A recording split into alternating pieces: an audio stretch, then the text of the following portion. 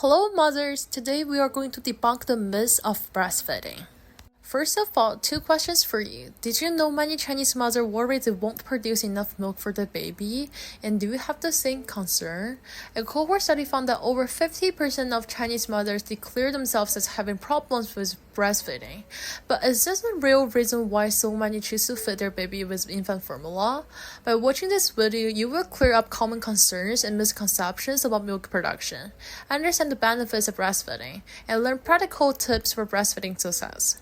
You might have heard this. In 2008, melamine-contaminated formula affected about 300,000 infants in China, which led to serious illness such as kidney failure and urinary tract stone. Since then, many parents question the safety of formula and seek reliable alternatives. Health officials, including the World Health Organization (WHO) and the United Nations Children's Fund (UNICEF), recommend exclusive breastfeeding, which means no other food or drink, as the best option for infants under 6 months. However, a study in Australia found that only 18% of Chinese mothers exclusively breastfed for 6 months, while 55% introduced formula by the first month. The study also showed that a large proportion of Chinese mothers introduced formula earlier than Australian mothers did. So let's think about why aren't they following the advice from WHO and UNICEF. Mothers, before we step into the reasons behind, here's something good to know. Scientists often compare breastfeeding with formula feeding, and studies show that human milk can strengthen baby's immune system, which helps them to protect against infections. Breastfeeding also lowers the chance of constipation, diarrhea, and gas, as breast milk is easier to digest than formula. From an economic perspective, breastfeeding reduces expenses on formula, so you don't have to rely on imported products or worry about another diarrhea scandal. Environmentally, using human milk can potentially reduce the ecological footprint by lowering the need for formula production, packaging, and shipping. Now you know that breastfeeding offers more benefits than formula feeding. Let's go back to questions about why many Chinese mothers feel they don't produce enough milk and decide to introduce formula early. Scientific evidence shows that true milk insufficiency is rare. While there can be delays in the start of milk production, known as lactogenesis, mothers can still produce enough milk if they seek timely help from healthcare providers or lactation consultants, rather than resorting to formula feeding.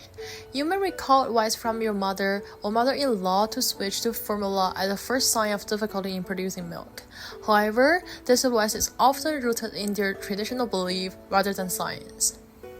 It's important to seek support from family members, but for the sake of your baby's health, shouldn't we prioritize official and professional advice? For those of you with babies under 6 months, or for couples considering parenthood, I recommend getting familiar with the Baby-Friendly Hospital Initiative, 10 Steps to Successful Breastfeeding, created by WHO and UNICEF to support you in nursing.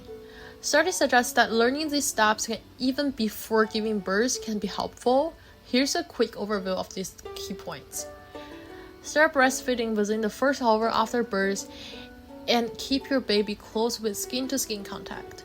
Learn how to position your baby comfortably and how to maintain your milk supply, even if you are separated. Practice exclusive breastfeeding. No formula, water, or other drinks until 6 months, unless medically advised. Feed on demand whenever your baby shows signs of hunger, and try to avoid pacifiers or artificial nipples during this time. Seek out local breastfeeding support groups for guidance after you leave the hospital. I hope this video has helped clear up any misunderstanding about breastfeeding and milk insufficiency. Remember, motherhood makes you strong. Please share this video with other Chinese mothers or couples who may have similar concerns. Thank you for watching. For more information on successful breastfeeding, feel free to reach out to me at this email address or visit the website of WHO online.